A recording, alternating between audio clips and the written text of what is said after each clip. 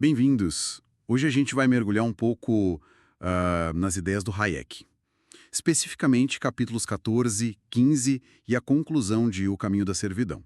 Isso, a gente está olhando para trechos selecionados desses capítulos. A nossa ideia aqui é tentar entender como Hayek conectava assim, economia, moral e a ordem internacional, né? Exato, com aquele foco dele nas críticas ao coletivismo e na defesa da liberdade individual como motor do progresso, digamos. Ok, vamos lá então. Hayek começa logo questionando aquela ideia de que a nossa geração se importa menos com a economia. Sim, ele aponta que muitas justificativas para a gente redesenhar a sociedade são, na verdade, bem econômicas no fundo. E ele fala de economofobia, né?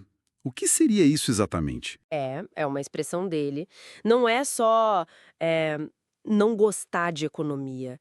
É mais uma recusa em aceitar limites, sabe? Limites econômicos, forças do mercado que a gente não controla ou nem entende direito. Entendi. E o argumento central dele é que numa sociedade complexa como a nossa, foi justamente se submeter um pouco a essas forças impessoais que permitiu o progresso.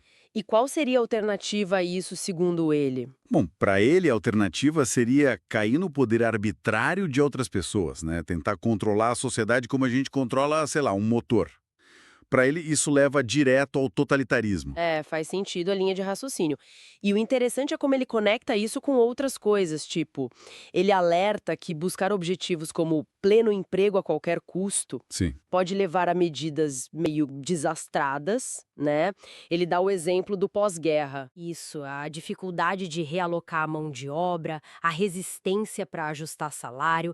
Ele dizer que usar a inflação para mascarar isso só adiava o problema, na verdade piorava. E isso não fica só na economia, ele puxa para a moralidade também, certo? Exatamente. E essa talvez seja uma das partes mais polêmicas. Ele argumenta que a moralidade precisa de liberdade econômica e responsabilidade individual para existir como a gente conhece. Como assim? Ele via certas virtudes, tipo independência, autoconfiança, até a disposição para correr riscos, como essenciais numa sociedade individualista. E ele achava que o coletivismo estava minando isso. Destruindo essas virtudes. Na visão dele, sim. Porque quando você tira do indivíduo a responsabilidade pelas escolhas, pelo próprio bem-estar, para Hayek isso tem um efeito antimoral, enfraquece o senso de dever, de iniciativa. Entendi. E essa lógica toda de consequências não intencionais, da importância da liberdade, ele leva isso para o cenário internacional também, no capítulo 15, né? Leva, sim. A lógica é parecida. Ele diz que quando cada nação faz seu planejamento econômico isolado, isso gera atrito. É quase inevitável. Atrito como? Bom, a competição, que antes era entre indivíduos ou empresas, vira negociação entre estados, entre blocos. Aí, o que era uma disputa econômica vira rapidinho uma disputa de poder político. Ah, claro. E ele faz um alerta bem forte. Cuidado para não derrubar um totalitarismo só para criar vários socialismos nacionais que, no fundo, seriam igualmente totalitários e propensos ao conflito. Mas e a ideia de um planejamento internacional para coordenar tudo? Imagino que ele também não gostasse muito. Não gostava mesmo. Achava ainda mais perigoso, na verdade. Por quê? Porque quanto maior a escala do plano, mais difícil é ter consenso sobre o que é importante, quais os objetivos, os valores. E sem consenso. Uhum. Aí precisa de força para impor o plano. Exato. Ele até usa um exemplo, né?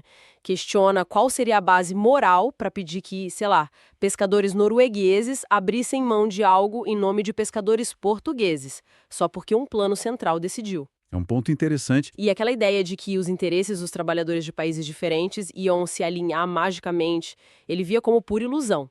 Um controle internacional de recursos poderia virar uma tirania na visão dele. Ok, então ele critica o planejamento nacional, isolado, critica o planejamento internacional. Mas ficar sem nenhuma coordenação também não parece ideal. O que ele propunha, então? Qual a alternativa? Olha, não era um superestado global com poder total, muito pelo contrário. Ele defendia, sim, uma autoridade política internacional, mas, e esse é o ponto-chave, com poderes muito bem definidos, limitados pelo que ele chama de Estado de Direito. Regras claras, então. Isso, regras claras, pré-estabelecidas que limitam o poder dessa autoridade. O foco seria mais em impedir que uma nação prejudique a outra. Seriam poderes mais negativos, sabe? Tipo, proibir certas ações em vez de mandar fazer? Exatamente. Proibir tarifas, por exemplo, impedir que um país bloqueie o comércio do outro, mas não ditar o que cada um deve produzir ou como deve organizar a sua economia interna. E a forma ideal para isso seria... Uma federação. Aplicar a democracia nas relações internacionais, mas sempre com esses poderes limitados. Ele até sugeria começar com federações menores, entre países que já tivessem mais afinidade cultural e econômica. Entendi. Mas apesar desses alertas todos, a conclusão dele não é só pessimismo, né? Pelo que eu li, tem uma nota de esperança ali. Tem sim. É um otimismo, assim, cauteloso, mas é otimismo. Ele termina falando da coragem de começar de novo, aprender com os erros, rejeitar essas tendências coletivistas que ele criticava. E onde estaria a esperança, concretamente? Para ele, a tarefa não era inventar mecanismos mirabolantes para guiar as pessoas. Era mais simples: remover os obstáculos que a gente mesmo cria e liberar a energia criadora dos indivíduos. A esperança está em reafirmar que a liberdade individual é o caminho para o progresso. Então, para resumir um pouco o que a gente viu, exploramos essa tensão central no pensamento do Hayek. Liberdade individual versus planejamento centralizado. Isso, e como ele via essa dinâmica afetando não só a economia, mas a moralidade individual e até a paz entre as nações. Deixa a gente pensando, né? Com certeza. E talvez uma questão para quem nos ouve refletir seja: considerando essa ênfase toda do Hayek na imprevisibilidade, na adaptação individual como motor do progresso, como é que sociedades hoje podem buscar um equilíbrio? Equilibrar aquele desejo natural por segurança, por estabilidade, com essa necessidade de adaptação dinâmica, às vezes até meio caótica, que ele achava tão essencial.